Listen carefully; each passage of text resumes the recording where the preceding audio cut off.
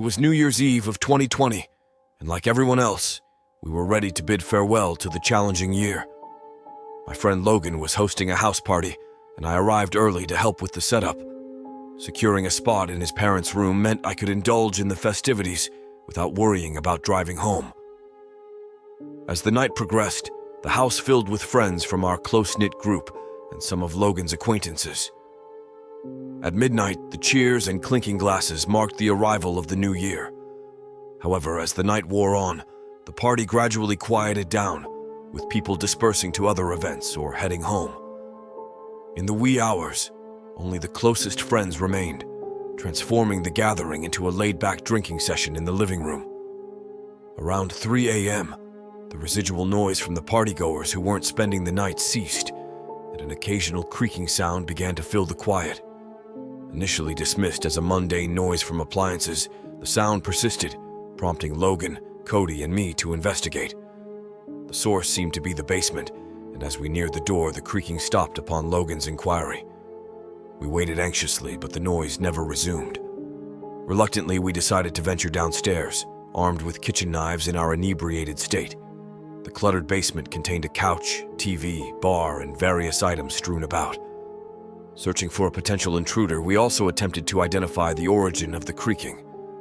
Noticing a rocking chair, I sat in it, replicating the creaking sound we'd heard. Logan and I exchanged uneasy glances. As I stood up, a chill ran down my spine. We sprinted up the stairs and slammed the basement door shut. Attempting to rationalize the inexplicable event, we locked the basement door for days until Logan's parents returned. No living soul was found in the basement, but the rocking chair, once belonging to Logan's deceased grandmother, had moved on its own. This experience, my first and only brush with the paranormal, still sends shivers down my spine.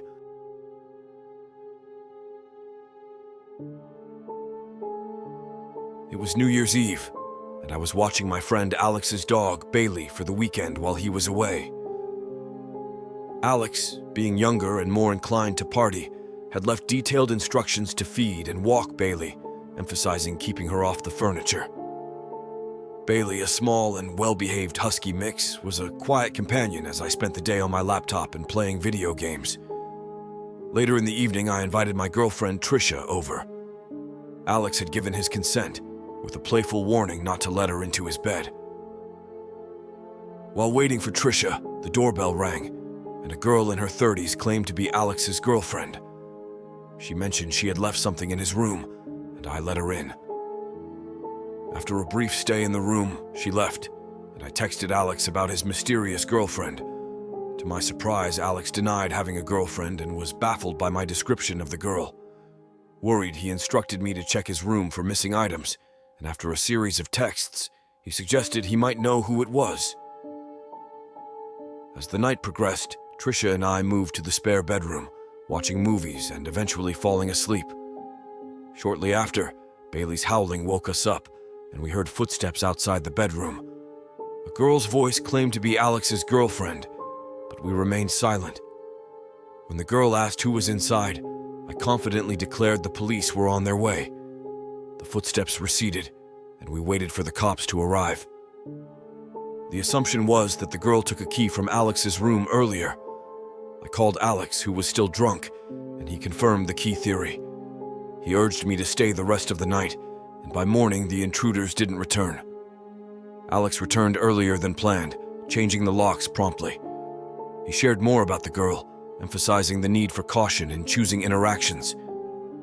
Despite the unsettling incident, nothing further occurred, and the house remained secure after the locks were changed. Alex shared a secret with me, hinting at undisclosed details.